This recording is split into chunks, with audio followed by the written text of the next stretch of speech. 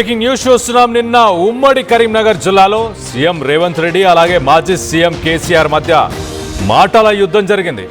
పరస్పర సవాళ్లు విసురుకున్నారు ఇద్దరు నాయకులు. ఇటు కేసీఆర్ను జగిత్యాలలో పాతరేసి బొంద పెడతా అంటూ ఇటు రేవంత్ రెడ్డి మాట్లాడుకొచ్చారు. కేసీఆర్ ప్రతిపక్ష హోదాను కూడా ఊడగొట్టకపోతే నా పేరు మార్చుకుంటానంటూ సీఎం రేవంత్ రెడ్డి వ్యాఖ్యానించారు.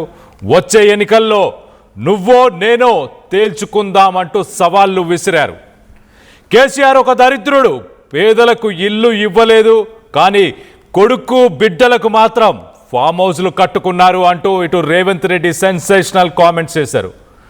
అటు రేవంత్ పైన కూడా కేసీఆర్ ఏమాత్రం తగ్గలేదు, రెచ్చిపోయారు. నువ్వు 1000 జన్మలెత్తినా కూడా నన్ను నా చావును నా కొడక నేను చావను అంటూ కూడా ఇటు కేసీఆర్ మాట్లాడారు. పొద్దున లేస్తే కేసీఆర్ చావాలని అంటారు. ఈ వెధవలు కోరుకుంటే నేను చస్తానా? కాంగ్రెస్ హయాంలో కుంభకోణాలు తప్ప అభివృద్ధే లేదు అంటూ ఇటు కేసీఆర్ సెన్సేషనల్ కామెంట్స్ చేశారు. ఓట్లకు ముందే చెప్పా, జనం ఇప్పుడు బాధపడుతున్నారు అంటూ ఇటు కేసీఆర్ వ్యాఖ్యానించారు. సో మొత్తం మీద ఒక్కసారి ముందుగా సీఎం రేవంత్ రెడ్డి కేసీఆర్ పైన ఆయన చేసిన వ్యాఖ్యలు ఒక్కసారి వినే ప్రయత్నం చేద్దాం. అంటే ఈయనకు పెద్ద పదవి ఇస్తాడంట. నీకున్న ప్రతిపక్ష హోదా ఊడగొట్టకపోతే నా పేరు మార్చుకుంటా బిడ్డ కేసీఆర్.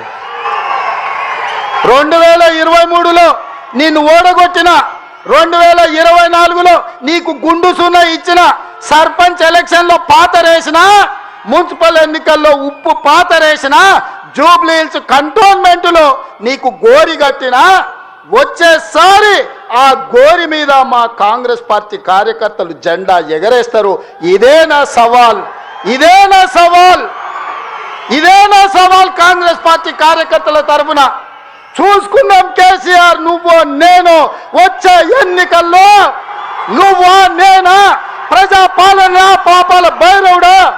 మా కాంగ్రెస్ పార్టీ కార్యకర్తల లక్షలాది మంది 10 ఏళ్ళు కేసులు కట్టుకొని జైలుకు పోయి ప్రాణాలు వదిలి ఊపిరి బిగబట్టి జెండా మోసి అధికారంలోకి వస్తే పాపాల భైరవుడు రావాలి, ప్రజాపాలన పోవాలి అని మాట్లాడడానికి నీకు సిగ్గెట్లొచ్చిందని నేను అడుగుతున్నా మనిషిని. జగిత్యాలలో నిన్ను పాతరేసి 100 మీటర్ల లోతు గోతి తీసి పాతి పెట్టే కార్యక్రమం మా కాంగ్రెస్ పార్టీ జగిత్యాల కార్యకర్తలు తీసుకుంటారు.